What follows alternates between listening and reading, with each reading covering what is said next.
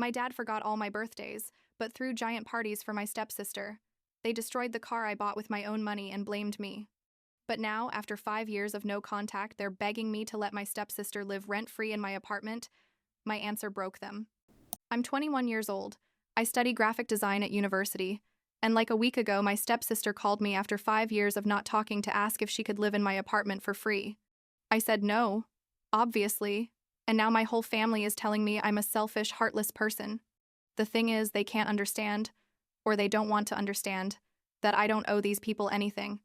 And when I say anything, I mean anything.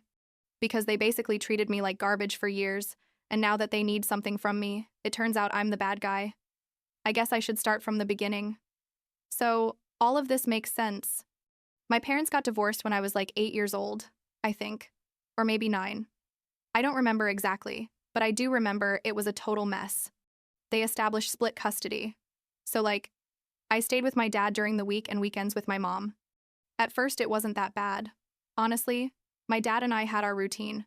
He worked at a construction company, and I went to school.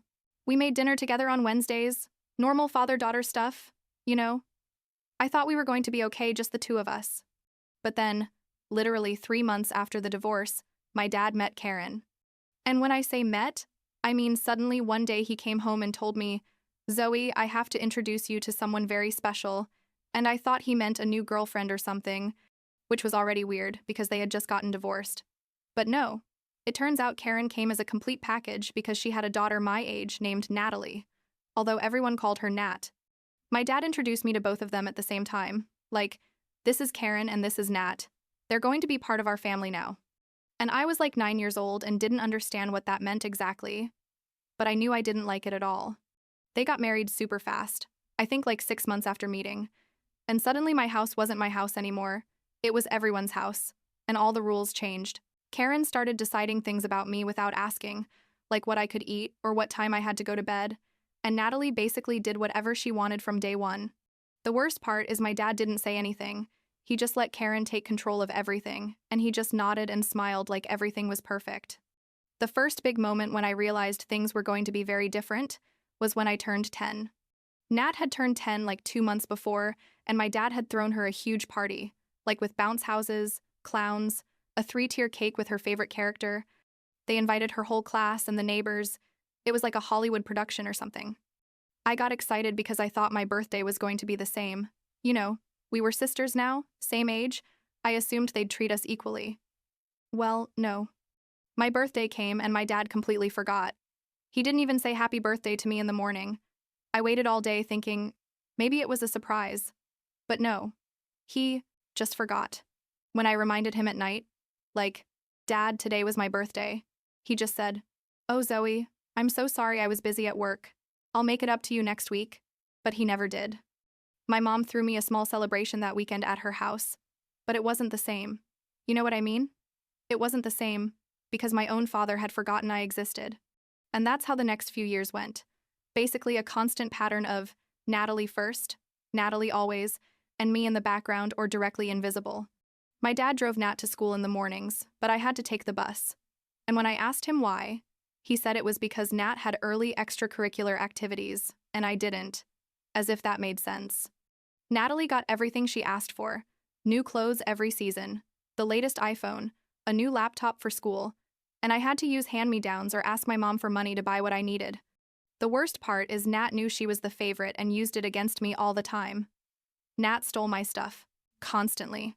Like, she'd go into my room when I wasn't there and take whatever she wanted. My clothes, my books, even my cheap makeup that I had bought with my own money. When I complained to my dad, he'd say things like, "Oh, Zoe, it's just clothes. Share, you're sisters." Or, "Don't be so materialistic, things are things." But when I touched anything of Nat's, even by accident, she'd make a huge drama and my dad would scold me like I'd committed a crime. One time I wore her sweater because it was cold and I couldn't find mine. Spoiler, she had it in her room, and Nat cried so much that my dad grounded me for 2 weeks. 2 weeks for a sweater that wasn't even that special. Karen didn't help at all either. Obviously. She defended her daughter in everything, and tried to make me feel like I was the problem. She'd say things to me like, "Zoe, you have to be more generous. Nat just wants to be your friend. Or, don't be so resentful. Families share everything. But I saw how Nat never shared anything with me. How she had her own space and her own untouchable things, while I had to let her into my life without permission. The truth is, I eventually stopped complaining because it didn't do any good. I just learned to hide the things that mattered to me and stay out of the house as much as I could. When I turned 16, things were so bad that I basically only went to my dad's house to sleep. I got a job at a coffee shop near school. I worked like 15 hours a week after classes, and on weekends when I wasn't with my mom. I saved every penny I earned for almost a year because I had a plan. I wanted to buy my own car so I could have at least a little independence and not depend on my dad for anything. My mom helped me with part of the money when she saw I was seriously saving, and together we bought a used 2010 Honda Civic. It wasn't anything fancy, but it was mine, you know? It was the first thing that really belonged only to me, and that nobody could take away from me. I was so proud of that car. I took care of it like it was made of gold. I washed it every week, put gas in it with my own money, paid the insurance with what I earned at the coffee shop. For me, that car represented freedom and the possibility of getting out of that house as soon as I turned 18. But obviously, Natalie also wanted a car, and as always, my dad bought her a new one, a Mazda 3 from that year. Much better than mine. Nat didn't even really thank him. She just said something like, "Thanks, Dad, I knew you were going to buy it for me," and went on with her life.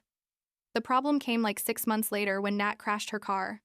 It wasn't anything serious. She just dented the bumper because she wasn't paying attention in a parking lot, but the car had to be in the shop for like 2 weeks. Nat started asking me to lend her my car. Like, "Zoe, I need to go to such and such place, can you lend me your car?" And I told her no, because 1, she had already shown she didn't know how to take care of a car, and 2, I needed my car to go to work and school. But she kept insisting, and my dad started pressuring me too, telling me to be more supportive, that sisters help each other, blah blah blah. I stood firm saying no, and that made the tension in the house unbearable. Nat stopped talking to me, which honestly was a relief. But my dad and Karen treated me like I was a horrible person for not letting Nat use my car. One day, I came home from work, and my car wasn't in the driveway. I thought maybe my dad had moved it or something, but then I noticed that the keys I always left in my room weren't there either. Nat had gone into my room, taken my keys without permission, and taken my car. I was furious. I called my dad at work and told him what had happened, and he just said, "Zoe, calm down. Nat just needed the car for something quick. She'll return it to you in an hour." Well, she didn't return it to me in an hour. She returned it like 4 hours later, and when I saw the car, I almost had a heart attack. The whole driver's side was scratched. The side mirror was broken, and the front bumper was all dented. Natalie had crashed my car, the car I had worked and saved for a year, because according to her, someone had cut her off and she couldn't brake in time. She didn't apologize. She didn't even seem to feel bad. She just said, "It was an accident, Zoe. Things happen," and went into the house like nothing. I was devastated. I literally started crying right there in the driveway because I couldn't believe what I was seeing. I went to find my dad, expecting that at least now he would say something, that he'd demand Nat pay for the repairs or punish her, something. But when I showed him the car and explained what had happened, he looked at me and said, "Zoe, if you had shared the car from the beginning, none of this would have happened. This is your fault for being so selfish." I couldn't believe it. I told him, "Dad, she took my car without permission. She crashed it, and you're blaming me." And he just responded, "You're her sister. You're supposed to care about helping her, but it seems like you only think about yourself." That was the straw that broke the camel's back. Honestly. I went up to my room, called my mom crying and told her everything, and she told me to pack my things and move in with her. I did exactly that. I put all my clothes and important things in 2 suitcases and a backpack, went down the stairs, and my dad was in the living room watching TV. I told him, "I'm moving in with Mom. I'm not coming back." And he didn't even turn to look at me. He just said, "Do whatever you want, Zoe. You always do what you want anyway." He didn't try to stop me. He didn't ask me if I was sure. Nothing. I just left and he let me go without saying anything else. I lived with my mom during my last year of high school. I got a partial scholarship and a student loan, worked full-time that summer, and moved to another city to go to college. It was hard at first, honestly. because I was alone and had to pay rent and food and tuition. But it was also liberating because for the first time in years, I didn't have to deal with the drama of my dad and Natalie. I blocked my dad on my phone, blocked Karen, blocked Nat, and basically started a new life where they didn't exist. 5 years went by. 5 full years without any of them trying to contact me. I graduated from high school, started college, got a small but nice apartment with a roommate, made new friends, even had a couple of boyfriends. My life was good. Not perfect, but good. And honestly, I barely even thought about my dad or Nat because I had moved on. My mom visited me often, and I went to her house on vacations. We had a good relationship. She never mentioned my dad, and I didn't ask. And then, like 2 weeks ago, my phone rang with a number I didn't recognize. Normally, I don't answer unknown numbers, but for some reason that day I answered, and it was Natalie. I hadn't talked to her in 5 years, and suddenly she was there on my phone, talking like we were best friends. She told me, "Hi Zoe, how have you been? I heard you're in college and you have your own apartment. How cool. I'm doing well too. Well, kind of. The truth is I need a favor." Right there I knew exactly why she was calling. Because Nat never did anything without wanting something in return. She told me a whole story about how she had quit her job, didn't have money to pay rent, couldn't stay with my dad and Karen because they had moved to a smaller apartment, convenient that, right? And that she needed a place to stay for a few months while she got a job and saved money.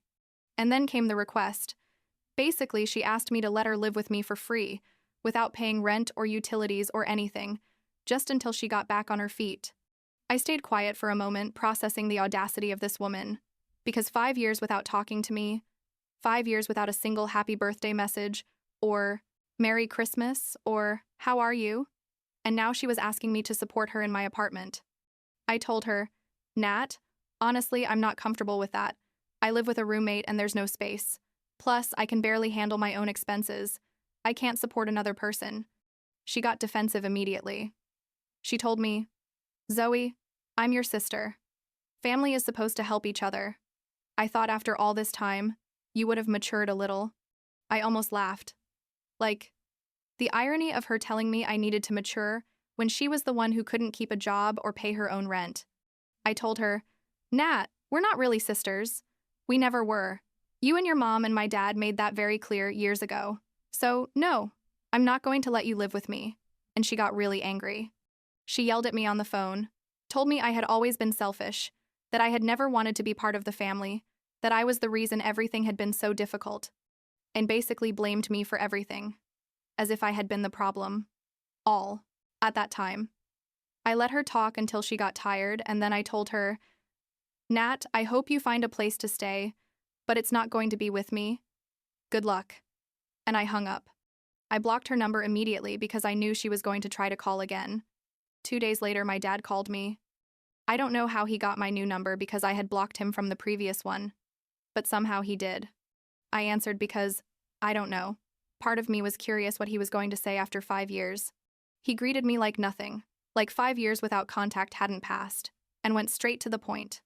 He told me, "Zoe, your sister told me you're not going to let her stay with you. That's unacceptable. She needs you and you're going to be selfish again. Just like always." He didn't even ask me how I was, or how college was going, or anything about my life. He just called me to scold me for not doing what Natalie wanted.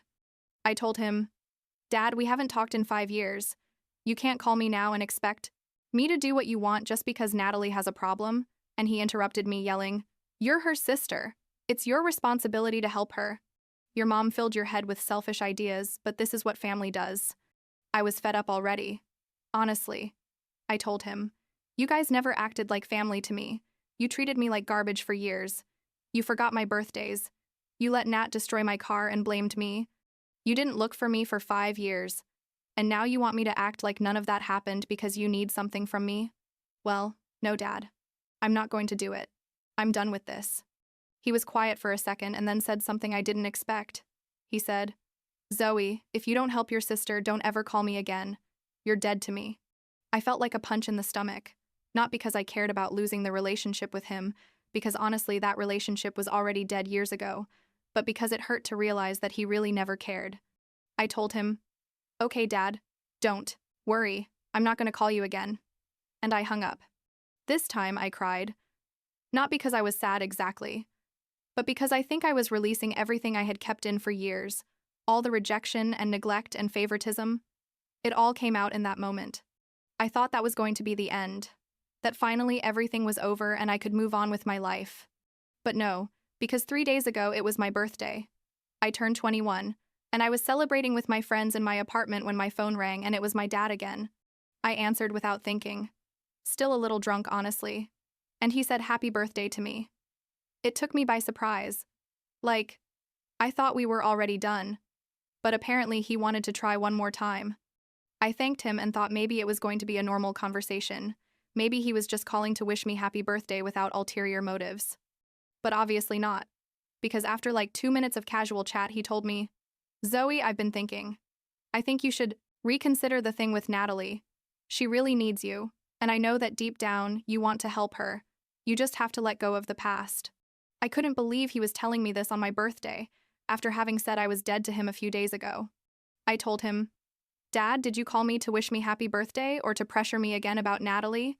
And he said, "Both, Zoe. You're my daughter and I care about you, but I also need you to be mature and do the right thing." That was it for me. I told him, "You know what, Dad? Thanks for calling, but I have to go.